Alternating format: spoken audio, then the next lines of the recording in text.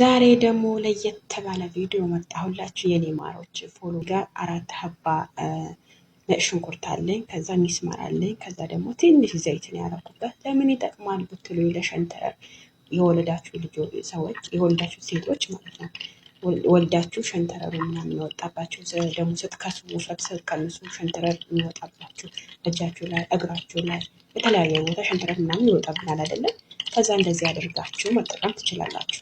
መጨረሻ ላይ ካወረዳችሁ በኋላ ከቀዘቀዘላችሁ በኋላ ምን ታደርጋላችሁ? ትንሽ ቫዝሊን አድርጉበት። ቫዝሊን ካደረጋችሁበት በኋላ አውርዳችሁ መቀባት ትችላላችሁ። ጠዋት ይሁን ማታ ይሁን ቀን ይሁን የፈለጋችሁበት ጊዜ ወቅት ማለት ነው። ካወረድኩት በኋላ እንደዚህ ሆነልኝ ማለት ነው። እየተተከተከ ሳህን ላይ ነው። ከዛ ትንሽ ቫዝሊን አድርጌያለሁ ለእናንተ ለማሳየት ያክል። እኔ ቫዝሊን አደርጋለሁ እና እንደዚህ አማስለዋለሁ። ከፈለጋችሁ በፈለጋችሁት ወቅት ጊዜ መጠቀም ትችላላችሁ። ሸንተረር በወጣባችሁ ቦታ ምኑን ተጠቀሙት፣ ለውጥ ታገኛላችሁ።